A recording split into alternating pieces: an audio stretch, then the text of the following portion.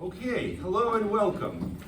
I think some of you know me already as Professor Maxim Shrayer, and others are visiting. So let me welcome you again. I'm still Professor Maxim Shrayer, and this is 20th century Russian literature, and we have a very exciting guest lecture, a double guest lecture. Let me just make a couple of logistical comments for my students, which is that next class we're going to be dealing with the second half of Indifference, House of the Invasion, right?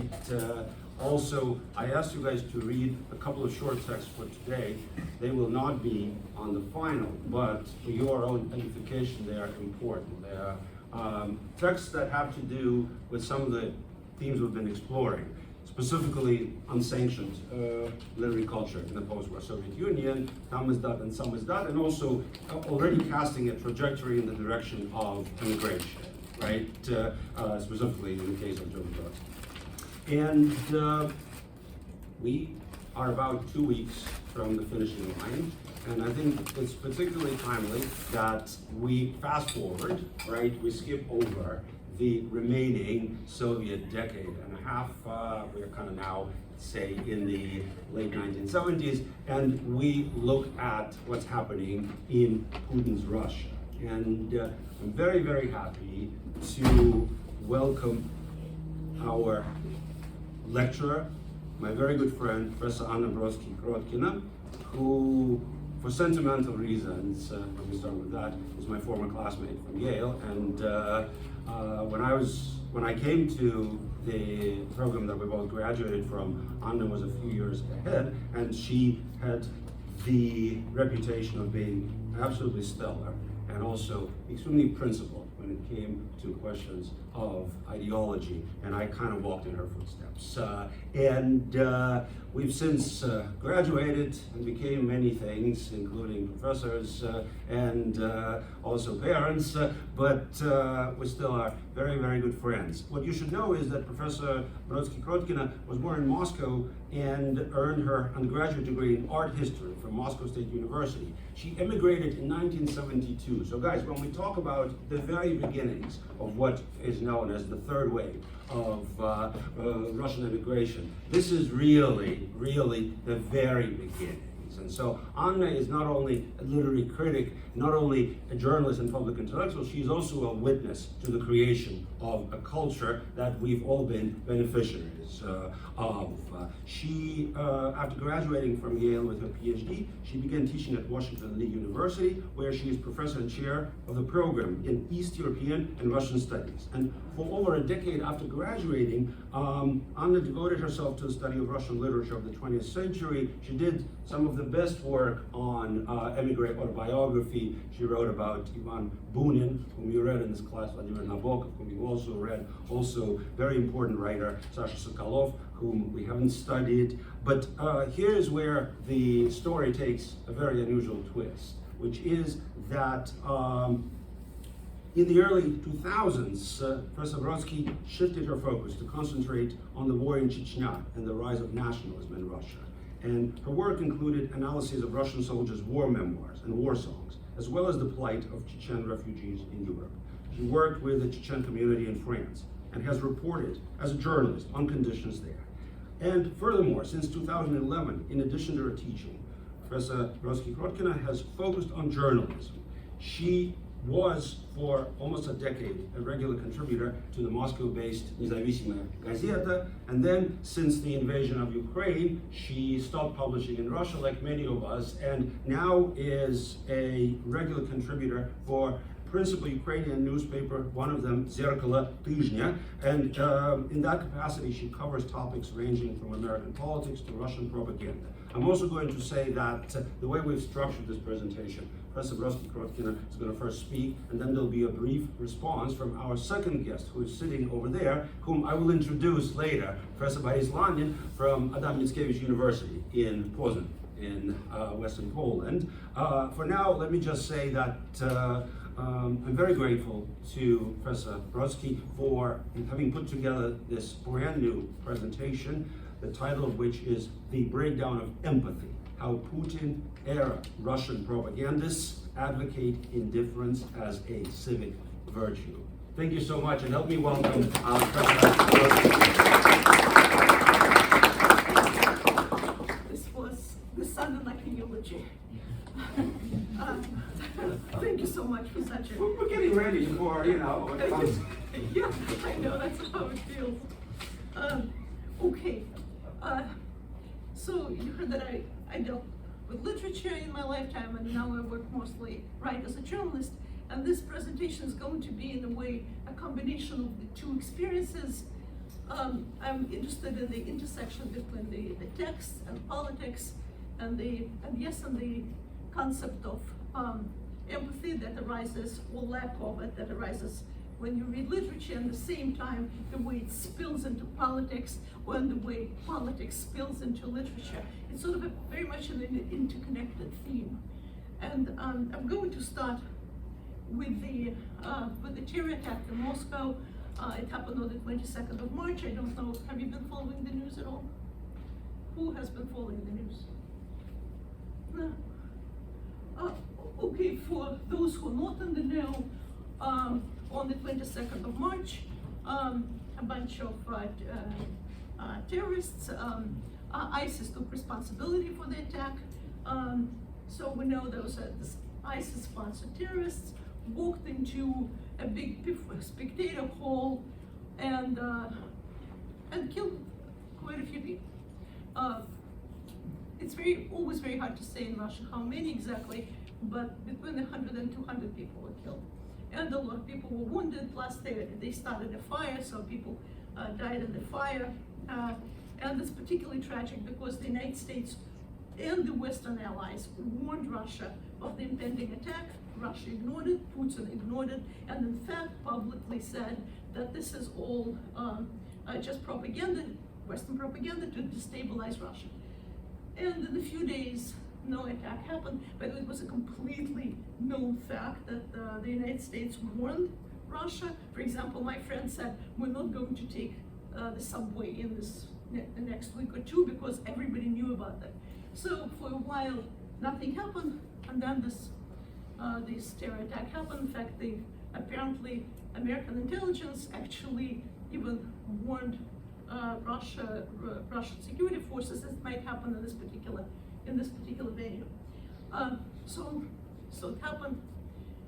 The day later, the suspects, and that's very important, the suspects were apprehended, and they were terribly beaten and tortured, which is a common practice in Russia by the Russian police and in the Russian prisons. Torture is pretty much a standard way people are treated, sometimes completely arbitrary people who just happen to be in the wrong place at the wrong time. So in itself, that wasn't anything new. What was new about this particular situation is that it became public. The way these terror suspects were tortured was pretty horrific. I'll give just a couple of examples, but it was done publicly, and the videos of that torture became public domain. This never happened before. Not only that, but the propagandists and even an important person in Putin's coterie, Dmitry Medvedev, commented on it. And that public approval of torture was something entirely new. So what happened? So please bear with me. This guy's ear was cut off in front of everybody. That is on the video. I didn't watch the video, I have to tell you, although it was absolutely available, because, you know, one doesn't want to suffer needlessly, because it's very painful to watch. This guy was very beaten. This one, his eye was poked out, and this is how they were delivered to the courtroom. This guy in the white gown, he has a catheter attached to him. They probably beat him so badly that his kidneys are not working. And there was another guy, didn't bring his picture, who was tortured with electric shocks, all of it on camera. So what did, let's get away from here. And this is Russian top propagandists. This is a face that you might find useful to know. She has also been the head of the Russian RT, Russia Today, and she's very articulate. She studied, her name is Margarita Simonyan. She studied in America for 1 year as an exchange student. She's fluent in English, she's worldly, and she has a way with words too. So she said the following: I never expected this from myself, but when I see how they meaning the terrorists, are brought to court all twisted up, even this business with the ear, I feel exceptional satisfaction. Well, mind you, this is suspects. I mean, aside from, if you think, whatever thoughts you are having right now, these are people suspected, suspect of a terrorist attack. And the social media kind of had different experts had different thoughts on it. Some people thought that they probably are the terrorists, other actually specialists in the field said not very likely because they're treated the way they've been treated. So clearly no serious information could be gotten out of them because people saying any nonsense under such horrible torture. So in other words, we really don't know for sure who these people are. There hasn't been the trial yet. Then another very public journalist, Pavel Danilin, you have a second quote, who basically says anybody who expresses empathy towards these people, anybody who doubts that this is the way the terror suspects should be treated, those people should be severely punished. They should be beaten up on the spot. So basically cutting any kind of public discourse, putting any stop to it. And mind you, this is not just random journalists or propagandists. These are people who are sponsored by the government. So it's the voice of the government that tells you. And then, of course, then Dmitry Medvedev, who is the government, comes into the public forum and he says they all should be killed and people who empathize with them should also be killed. What we're dealing here with is a very interesting phenomenon. In addition to the fact that this is a, violation of any kind of judicial norm, that goes without saying, right?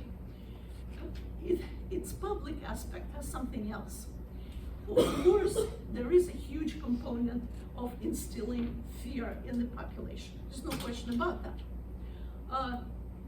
And charitably, you can say, okay, this is done to instill fear in the prospective terrorists. But it also instills fear in anybody who dares to experience human emotions towards people who've been so publicly, so horrifically tortured. And in fact, the word empathy does appear there a number of times in the public discourse. If you dare to express empathy, you deserve severe punishment. In order to explain this phenomenon, I would like to go terribly far back. I want to go all the way into the 30s of the Soviet Union.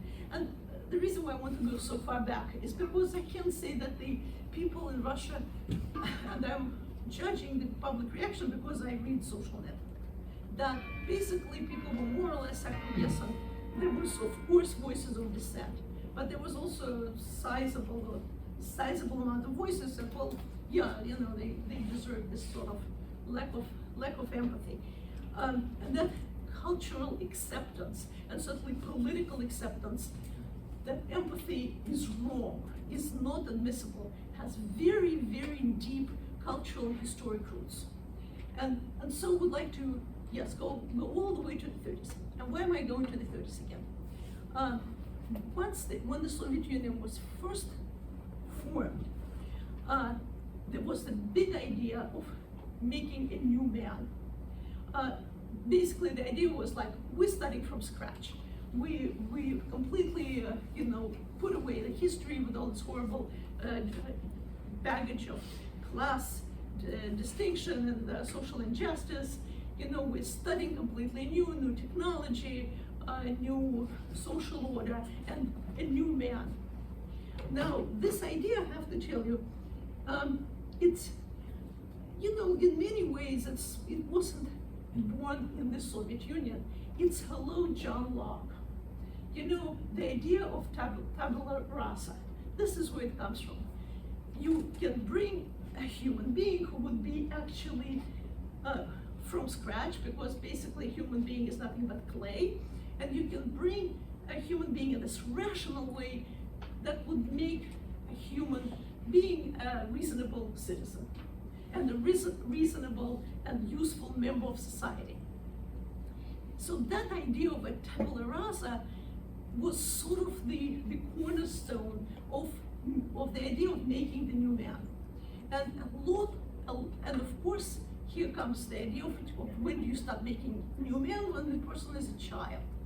And so there was a lot of discussion of what kind of a person this new man should be. And of course, this new man should be an absolutely someone who is totally devoted to community, to the new regime, to the new social order, and not being selfish. By selfish, that means not really caring about one's own property, one's own family, but being totally out there for the new system.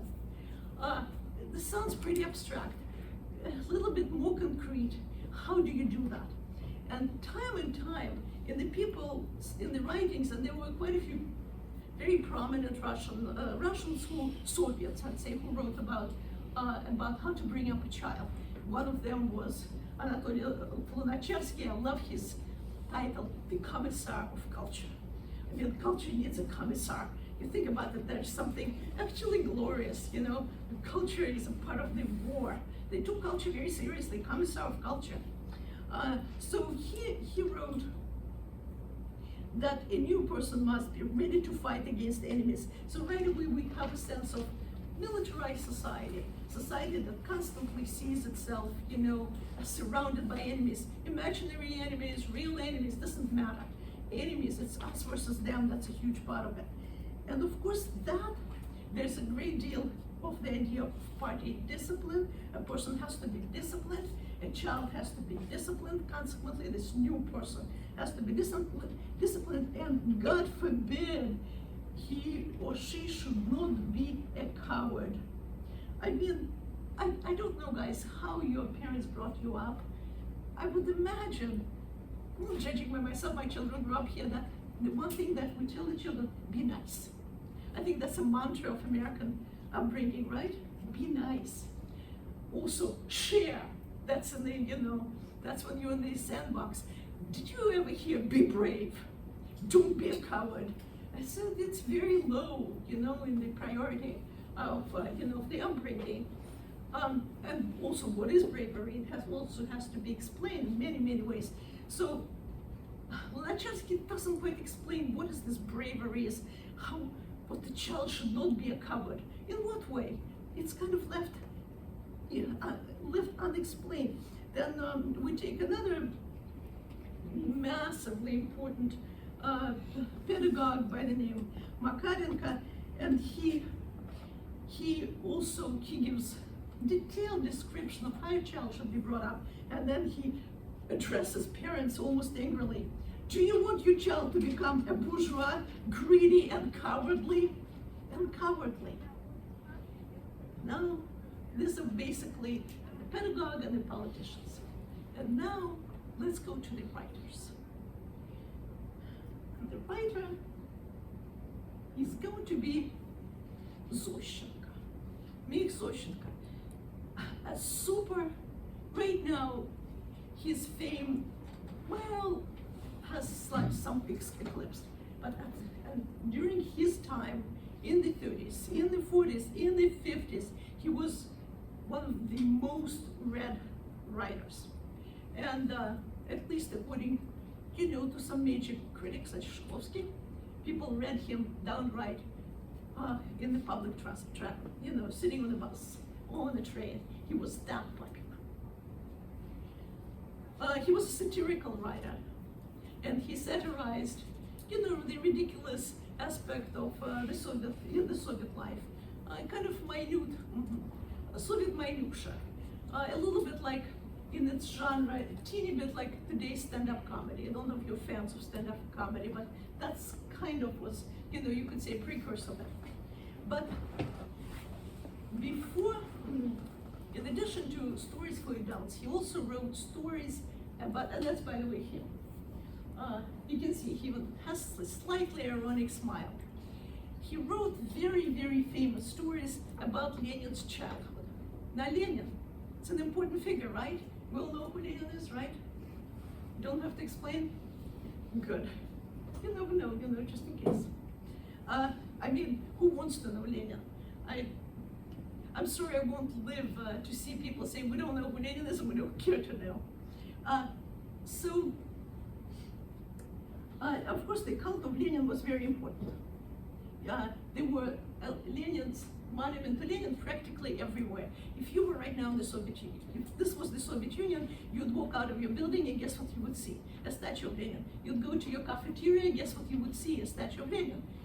You'd go to a parking lot, not that people drove cars in the Soviet Union, private cars were a rarity, but if America suddenly became a Leninist country, the way the Soviet Union was, there would be a statue of Lenin. It was everywhere, and usually surrounded by flowers, and oftentimes with the hand outstretched. You know why his hand is outstretched? He's pointing to that beautiful future that hasn't happened yet, but maybe it will. And this, of course, was for adults, but the cult of Lenin also started in childhood, and this is the canonic image of baby Lenin with his younger sister. And here's what the Soviet children, starting age 8, wore on their school uniforms. These are pictures of baby Lenin surrounded by the Soviet symbol of stars. Imagine every Soviet child, unless you were an absolute bandit and got all F's in every subject, you would be admitted into this not so selective group of young October children, it was called. So the cult of Lenin was very important in the upbringing. And here I know it's a little bit unconventional, and I'm not sure. Yeah, it's a short story, and it's just worth reading together so that my words are more interesting for you. Does anyone want to read beautifully and loudly? Any volunteers for glorious reading? Yes, could you please read it? This is Ned. Name? Ned. Ned, please, Ned.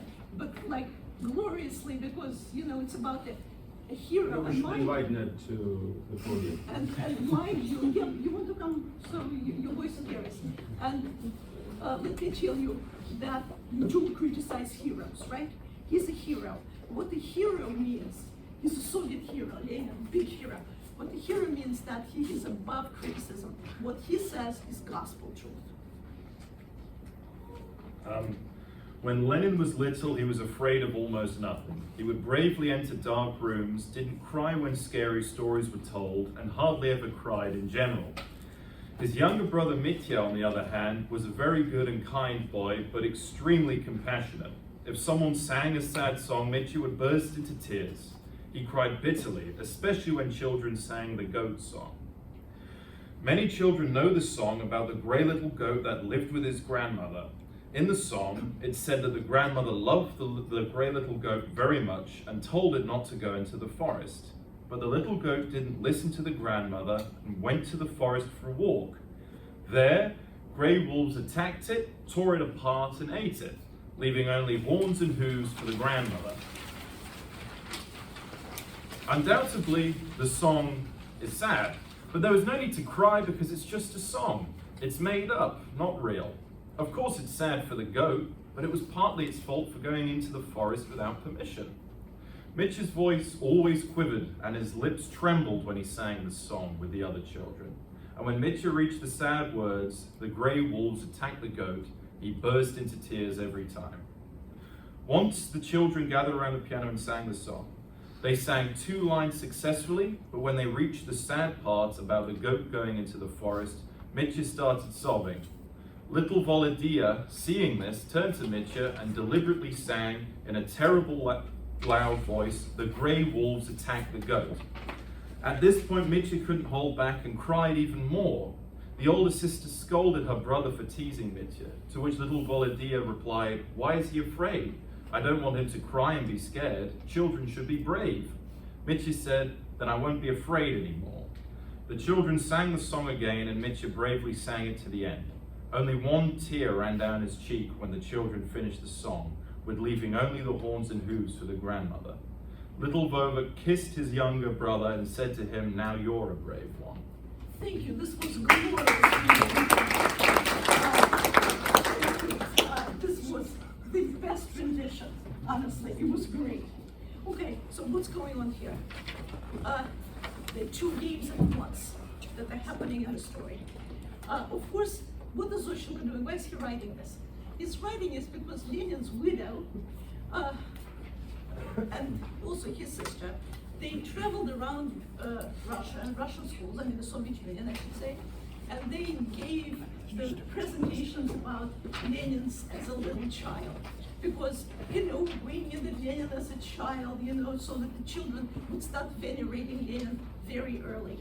But I have to say, Lenin's widow, for example, she was a horrible writer, and I'm sure she was a terrible presenter.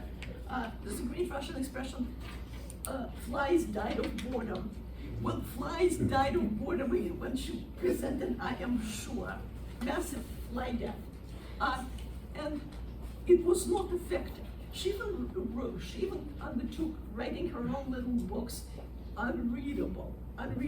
So it came to Zoshenko. Clearly, he didn't come up with the idea. This was a good, state-sponsored project. And they became classic stories. So what's going on here? 2 interesting things at once. On one hand, Zoshenko winks to his fellow intelligentsia. I know it's ridiculous. I'm going to put a few non sequiturs here, as you can see at the very beginning. There is a non sequitur, at the very, very beginning. Lenin was very brave. His younger brother, Mitya, on the other hand, was a very good and kind boy, but extremely compassionate. You can see there is something not quite matching, right? What is Zoshenko doing? He's winking, slightly winking. I'm not quite with this game. On the other hand, that's on one hand. But on the other hand, he's doing not only what the government wants him to do, but actually, he, an educated man as he was, articulates it perfectly. And why does he articulate it perfectly? That's because he's an educated man. He read Nietzsche, Friedrich Nietzsche. He understands everything about compassion, that compassion could be seen as weakness. And he presents bravery. What's Mitya overcomes at the very end? Mitya does not overcome his own fear, like walking into a dark room, right? Mitya overcomes compassion. And you can see now that winking and the reader, it's double-edged. It's a silly little song that became pretty much a symbol of the Soviet Union. I don't know, has anybody seen a movie, Goodbye Lenin? The German film. The German film. It's a kind of a very entertaining, melancholy film about a woman from East Germany who was in a coma, and then she comes out of the coma and she doesn't know that the world has changed, and the family doesn't want to upset her, and they pretend that there's still, East Germany is going on, and they all go on the tour. She still thinks that there is East Germany and communism, and they sing the Grey Little Goat song. So it became kind of symbolic of the, Sovietness, a metaphor, but whatever. So, there is no horrific details like the wolves tore him apart. And there's, I think in English it sounds even a little bit less horrible than the word that Zoshilka uses in the original. There's some students who are taking Russian here, right? The word is "ristirзать." It's like really tear asunder. It's a terrible word and gives you the shivers of horror. On one hand, Zoshilka does it to kind of us to empathize and have empathy, sympathize with Mitya. But Mitya, on the other hand, this is when he is really doing what he's been asked to do, is that he's showing that what Mitya's bravery is overcoming pity, compassion for the little goat. And if you think about that, it's bravery that is equated not to overcoming fears, but bravery is overcoming feelings, right? Bravery is not overcoming fear, but overcoming pity.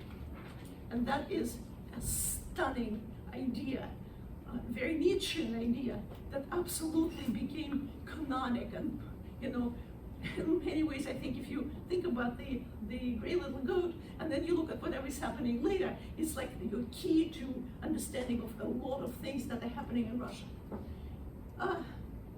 Because we only have like 50 minutes, I want to fast forward. I want to fast forward to the people who were born around the time Zoshilka wrote the story. He wrote it in 1939. And by the way, you already know what 1939 was. 1937, 38, huge purges.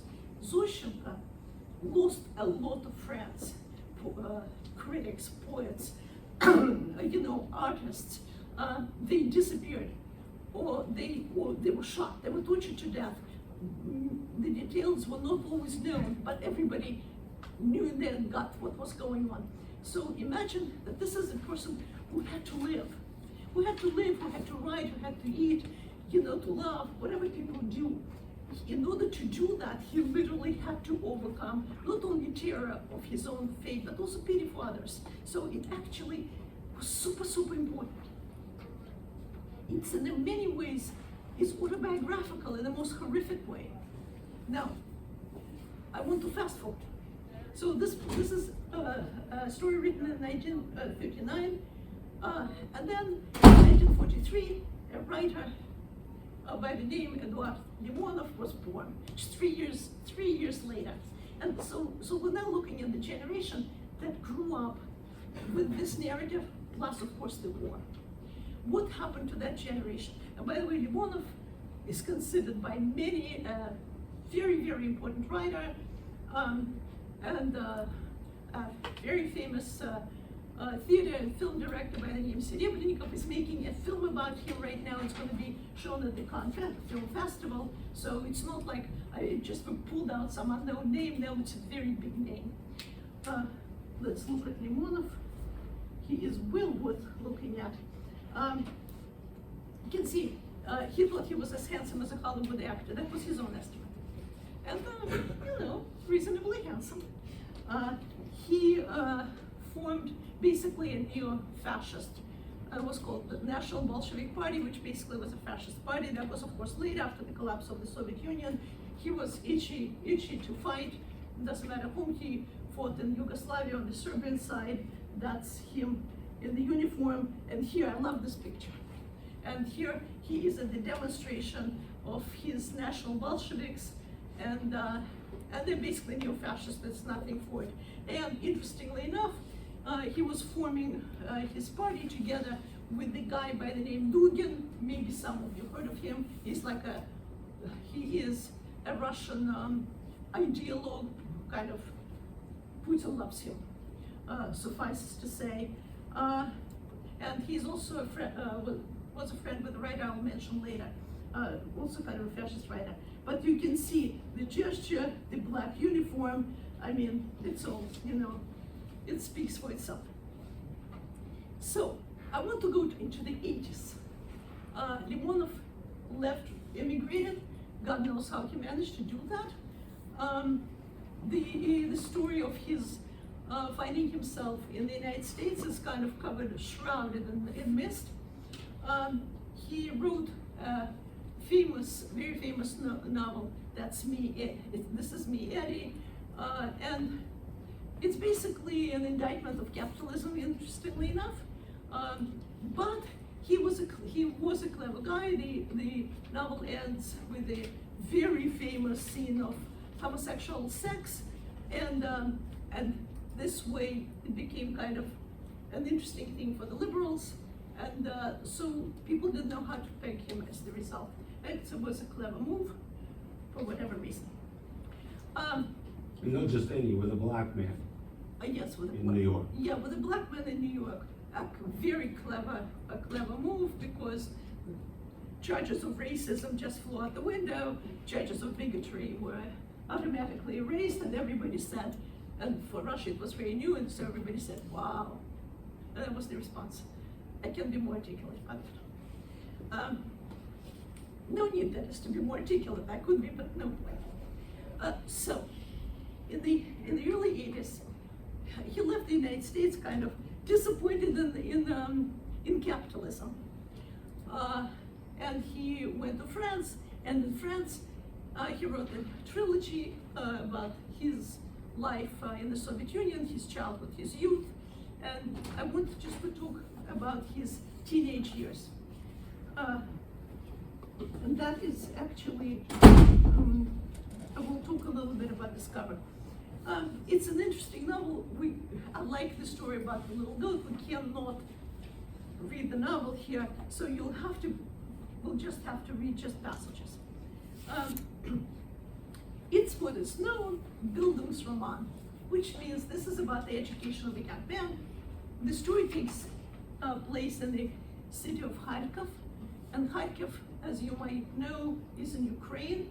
And yes, for all his ultra-nationalist sentiments that eventually surfaced, Limonov was half Ukrainian. His father's name was Savenko. So he grew up in Kharkov, and this is post-war Kharkov. And in the space of 2 days, our 14-year-old character is looking for money to go to a party where he wants to take his girlfriend, and he interestingly matures because there are flashbacks to his early childhood. Then he comes back to his teenage years. He commits a failed robbery of a cafeteria. It doesn't work out. He tries to make love to his girlfriend. It all fails. He tells us about his love of poetry. He is a connoisseur of Russian poetry. He himself is a poet, and eventually he matures. By the end of the novel, hallelujah, he falls in with real bandits. He becomes strong, they befriend him. He actually becomes a recognized poet. Forget that he's 14. He reads a poem about love, actually, to a large crowd of people, and thousands of people. It's a public gathering, a public contest of poetry contest, and he wins it. He makes love to his girlfriend, and then he leaves, town in search of new and beautiful life. Sounds very conventional, right? As I'm telling you, you think, well, this sounds very boring. Yes, maybe. But there is a crescendo of violence in the story. Maybe the first murder that we see is the murder of the cat. Our protagonist and his friend, a boy, take a girl, interestingly enough, that they fancy, and they take her cat and hit the cat against the wall and kill it. And this they do to be noticed by the girl. The girl rejects them, but not on the basis of violence, but because she's older and dates older guys. But her friend, who is an expatriate from France, so sophisticated, actually becomes friends with our cat killer. I don't know, guys, and I hate to move from literature to real life, how you would view a person who killed a cat against the wall. I think I'd stay away from that person. Don't you think so? In the novel, what's interesting is that the girls virtually don't notice it. No, the girl whose cat they killed says, kind of, she's ironic. She said, have you managed to kill all cats in the neighborhood? That's her response. Okay. So there is, the violence escalates. Sexual violence escalates too. We hear about rape, there's a song about rape. And then the novel, like about 15 pages before the novel ends, and our poet has already befriended, he was befriended, should put a passive voice, he was befriended by serious bandits, and he just became a recognized poet in his town. He walks along the streets in the evening, along Kharkiv streets. He walks with this band of bandits. They're not juveniles, by the way, they're adults. And they want to kill someone, they're looking for a victim. And they see a young man walking, two young women, probably he's walking them home. Maybe one of them is his girlfriend. The gang attacks them. There is a horrible, horrible scene. Leonov is a good writer, meaning he knows how to put the words together so they're evocative. The horrible scenes of gang rape, I will not quote this because I gotta tell you, it's a traumatic experience when you read it. And there is also a passage describing murder. The man is lying on his stomach because they killed the guy who accompanies the women. They kill him because he fights back. The man is lying on his stomach. One of his arms is unnaturally twisted under his body, and the other arm is completely invisible. His coat is no longer beige, but the dark color, evidently soaked in blood. His face is not visible. Instead of an ear and cheek, there is dirty, bloody mess. The man is not moving. One of the guys who accompany our teenage hero says, this guy is unlucky. That's the eulogy in this case. This guy is unlucky. Oh yeah, he was very unlucky. And then our narrator moves away from the scene. The rape continues, incidentally. It's a gang rape. So the rape continues, he leaves the scene, and he rushes. Where do you think he rushes? To see his girlfriend. And the girlfriend isn't there. Apparently she is no longer interested in him. He is thinking about life, his feelings. He lost his first love. And then in the morning he leaves on the train, and there is no trace of the horrible murder and rape that he witnessed. It disappears out of the text, evaporates. It's a Bildungsroman, of course, as far as the character is concerned, but it's also bringing up the reader. And the reader is being brought up gradually to accept violence. And in the end, the reader should, if the reader is a good reader and follows the protagonist, it should just not think about it. The reader should be thinking poetic thoughts along with the narrator who is taking a train and is composing some poetry in his head. Here's the intersection with life. How did critics look upon it? I can't say that I might have missed some criticism, but most critics that I've read, that is practically everyone, worried about where does Limonov come from? What were the literary influences? He was influenced by this Russian writer, like by Babel. He was influenced by American writers. So there's a whole plethora of thoughts about his language. 5 minutes. Okay. So you can see where I'm heading, right? Let me just quickly, because I only have 5 minutes, quickly plunge into his friend. So we're doing like 30-year increments. And then the 30-year increments, let me take another writer whose name is Zakhar Priletin. Oh.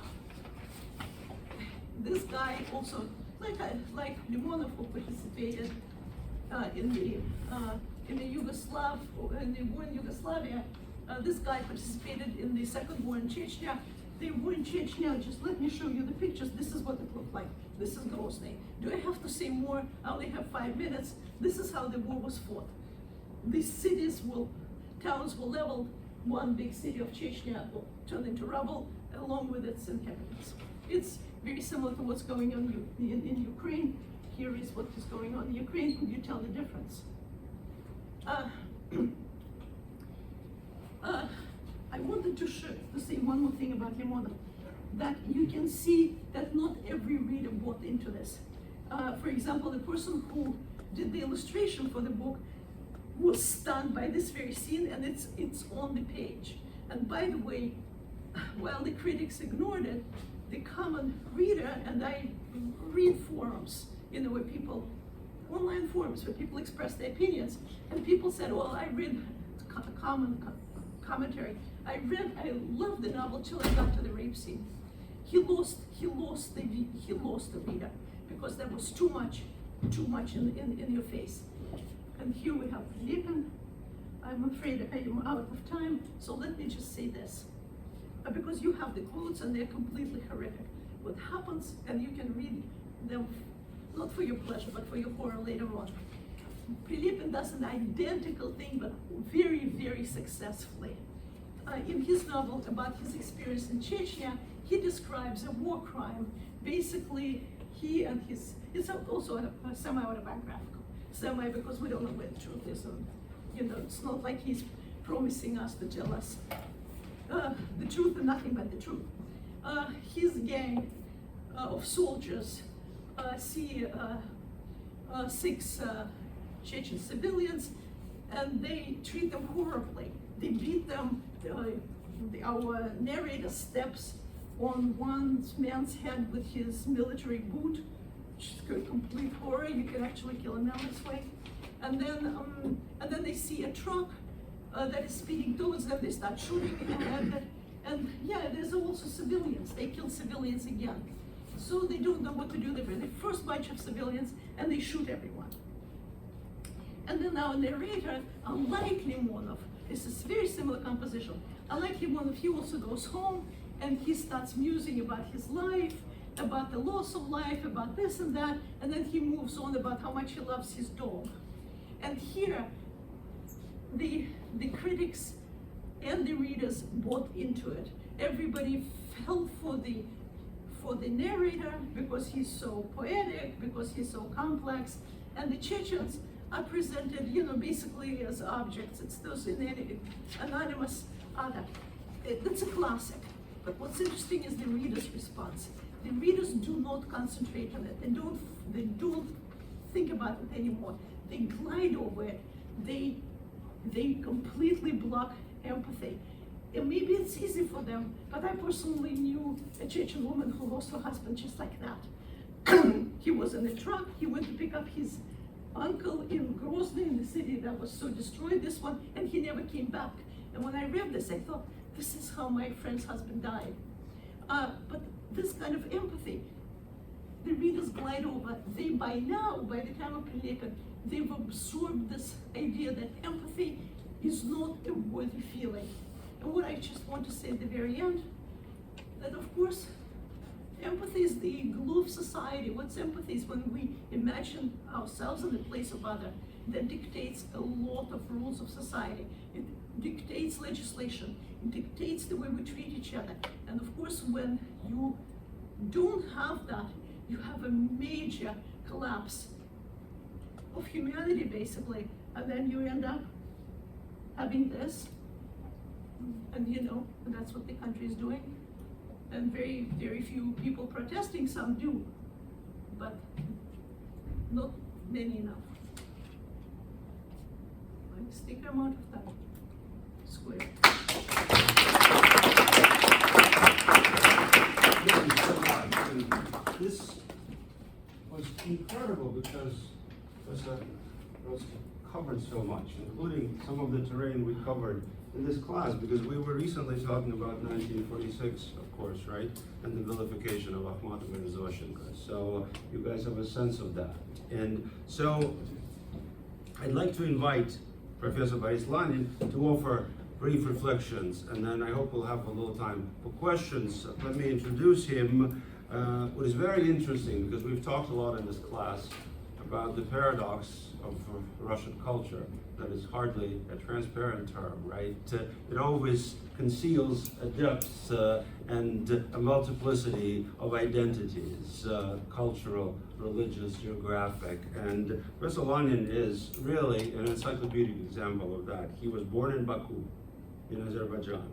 He graduated with honors from Baku Slavic University, right? Imagine Baku Slavic University in 1983.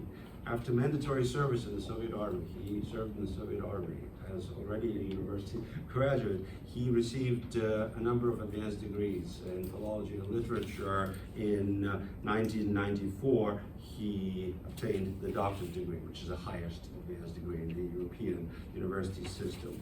He served as a visiting professor in some of the leading universities and research institutions the world over. And one very interesting thing about Professor Lanin is he's not only a very acclaimed literary scholar, leading authority on anti-utopian, dystopian literature, on the third wave of Russian emigration by Civic, but he also authored a series of textbooks of literature that were used in secondary schools. In Russia, a total of 1 million copies were sold, and then the textbooks were banned for political reasons. That led to Professor Lanin's immigration, and which I'm happy about because we get to see each other more. He is professor of Russian literature at Mickiewicz University, which is a leading university in Poland, in Poznan. And thank you, Professor Lanin. We would love to hear your thoughts, and then perhaps we'll have some questions and reflections. 10 minutes. Thank you very much. It was a very interesting talk. Frankly speaking, I have not too much to add because the topic was exhausted right now by Professor Brodsky-Krotkina. Just a few things to understand current Russian identity. First, people who experienced 30 years of post-Soviet life are not Soviet. They are different. What is different? Greed. Everything what happens in Russia is about money. They banned the textbooks. It means that somebody will sell more books than he used to sell before. They start war. It means that they will grab something and make money on that. For example, electricity, which is very expensive, and in Zaporizhia now they are in control of that atomic electric station. The third, they suddenly understood the power and useless of law. Look, in the Soviet times, there was no court as such, as an institution. It was, but everything was dependent on the party regulations and party calls. So it was called so-called a telephone law. So meaning that the judge is waiting for the call from the party, and then he will make his decision whether to punish or to release the prisoner. But what is important, that they understood that there is law and there is habit, and the main Russian habit is completely disobey law. That is the main habit. And all the novels are about that. That, well, they, in the West, in the Western countries, they talk about law, but That is a hypocrisy. We Russians, we don't even pretend that we follow law. Our law is how people, good people, decide, and we know who are those good people. All Zakhar Prilepin's novels are based on that.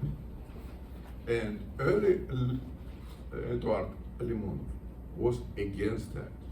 So when we talk about Limonov and Zakhar Prilepin, certainly they passed through a certain evolution.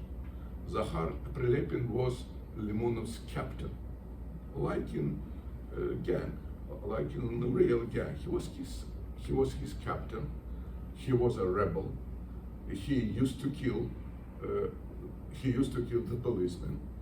He never shows up in Chechnya now because he knows that dozens and dozens war crimes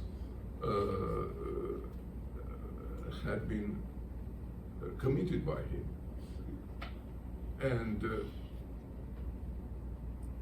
And when Limonov died, nobody noticed that, though he said that probably 10 million people will follow his coffin to the main cemetery of Russia and so on and so on. It hasn't happened. Me personally, in my life, I'm a typical immigrant. I used to live in Azerbaijan, then the war between Azerbaijan and Armenia happened, and we fled, and we lost everything. We lost everything because we didn't have a property as our own, because it was in the Soviet times, and in the Soviet times you are only permitted to live in that or this flat. You cannot own it, you cannot sell it, you cannot change it, whatever. Okay, we lost everything. What is really painful was to lose a library. And then I moved to Russia. I became a specialist in Russian literature, and then another war happened, and I cannot come back to Russia now. And my huge library is also gone now, and as well as my estate property. I cannot sell, I cannot come, I cannot do anything. The whole country that has some critical thinking, the whole country is waiting for one death, and that death will solve many problems. How did it influence the culture? First, there are a lot of people who never ever used internet in their lives. Never ever. Approximately 40% of the population. Look, you live somewhere in Siberia. It is 2 hours drive in wintertime when the roads are, like concrete, frozen. And you come here, you come there, and there are 30 small houses, 30 huts. There is no tower, there is no cell for the cell phone, there is no internet. And people live like that, and they're happy with that. And we are talking about 40% of the population. Before I left, it was the statistics on 2018. Only 15% of the population had foreign passports, and only 9% of the population ever traveled abroad. They simply don't know how people live, And where did they travel? Where could they learn about democracy? The cheapest routes were the beaches in Turkey and the beaches in Egypt. That was it. Sometimes they go to northern China. They make so-called weekend trips, and buy some cheap China food and come back to Russia. The future of Russia is very scary. Look, we have a border which is very, well, I don't live there anymore. They have a border. Very long border with China. On the north, we have 1,000 people for 1 kilometer, square kilometer. In China, we have approximately 1.5 person. Sorry. Sorry, in Russia, 1.5 per square kilometer, and in China, 1,000 per square kilometer.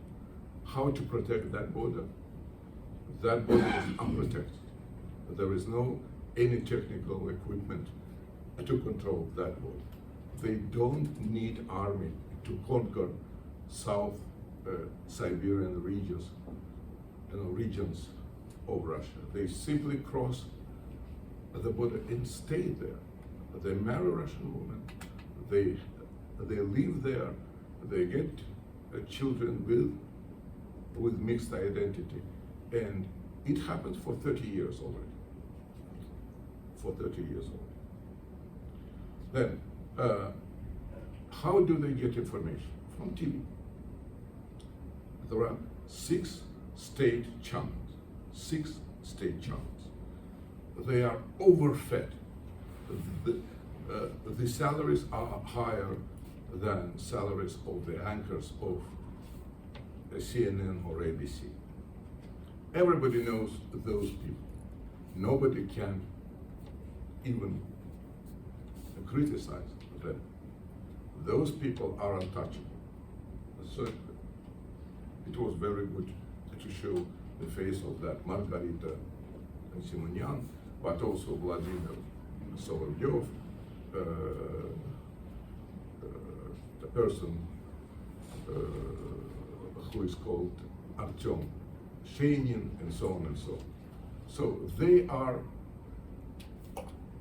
the masters of Russian propaganda. And everybody checks his watch or her watch, listening to them. When they started the war, they explained that they didn't start that war. I mean, with Ukraine. We're only finishing that game because that started much before. And long ago, it was Lenin who grew up from those, pictures that were depicted by Mikhail Zoshenko, and he established Ukraine, which is wrong. He established Ukraine, and Ukraine has no right to exist. We just correct a historical mistake, and the most of the population think that way now. And only one death can change everything. You can ask me, if we talk about millions of people, approximately 100 million of Russian TV watchers, how can one death change everything? But we have a historical, the historical precedent. It was Stalin's death. When Stalin died, everything changed in 2 weeks. The dictatorship simply collapsed in 2 weeks. The prisons were opened.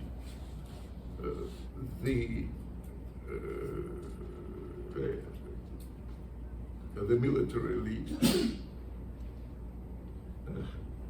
had been changed, and after that, another life started. Another page in Russian history started. It was so-called thaw, ottepel.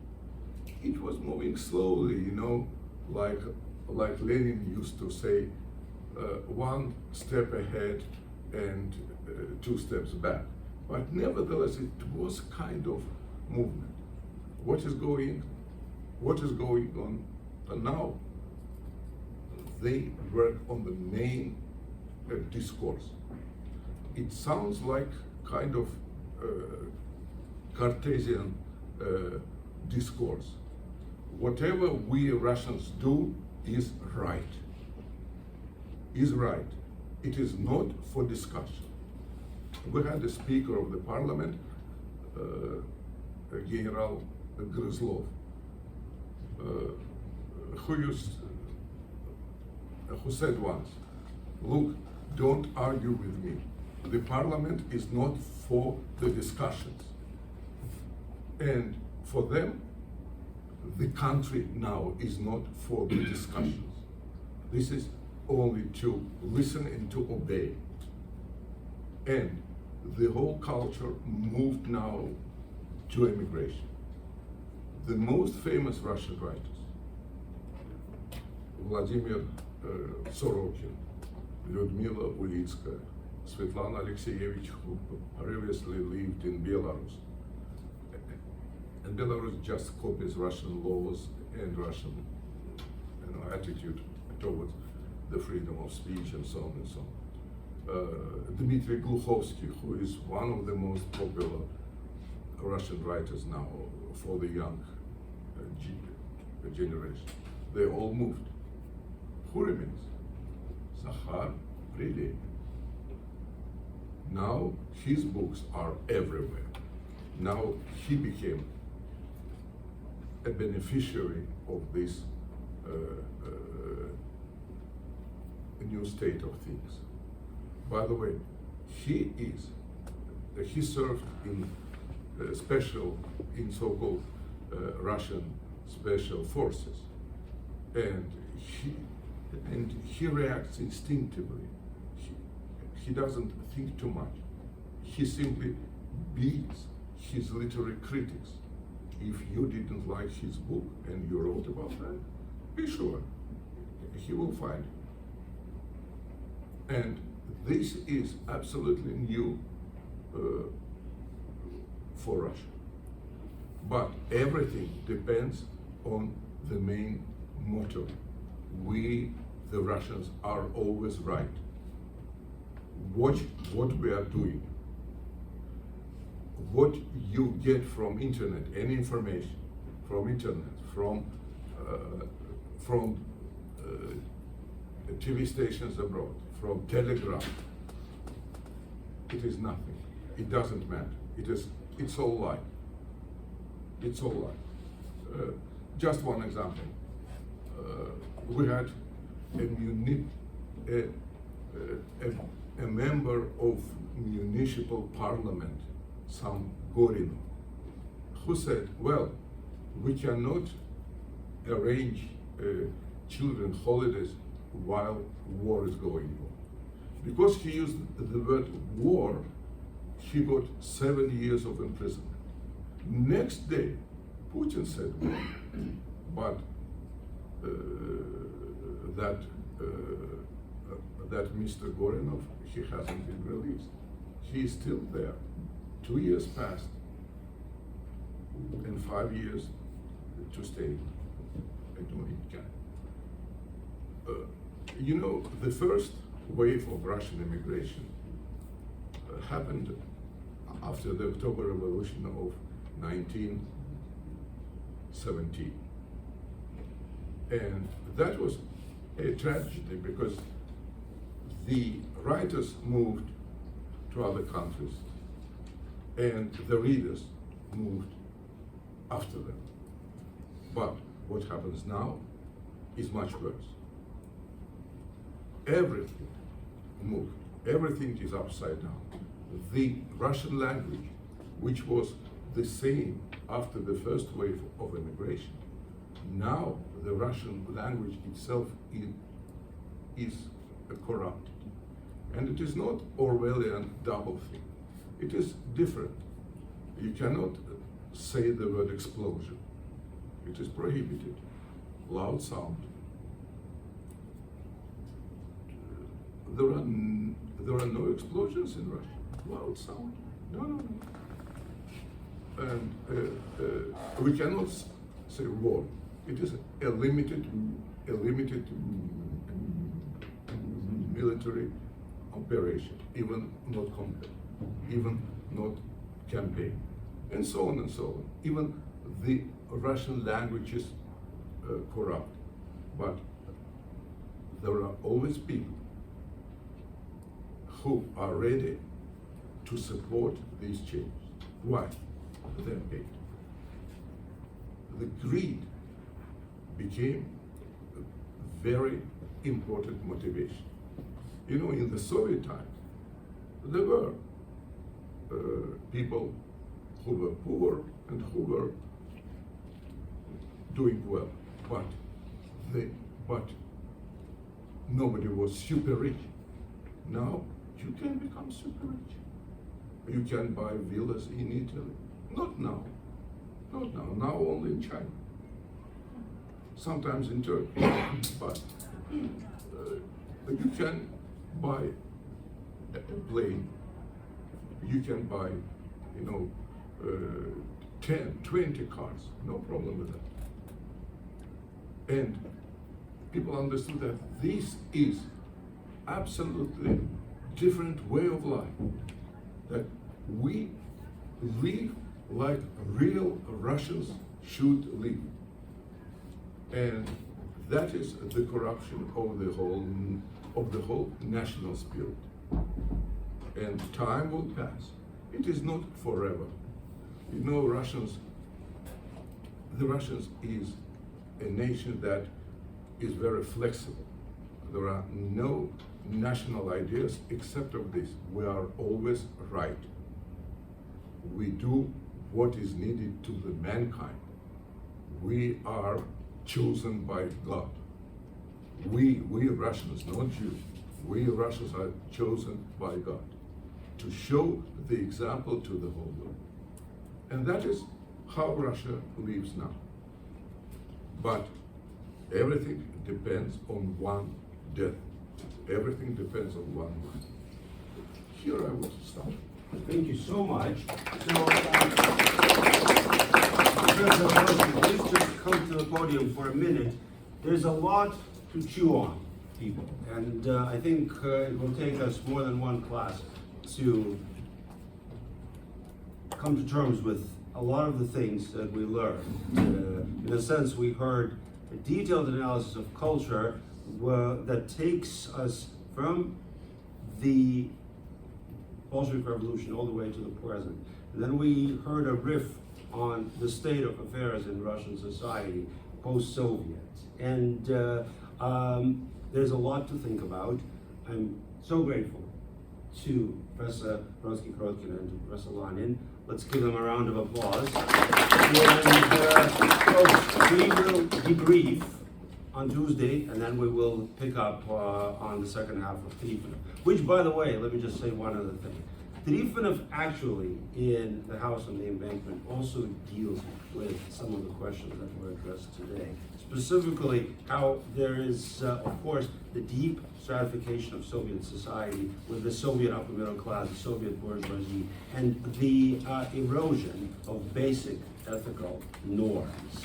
And I think this is part of what both of our speakers talked about today. So thank you.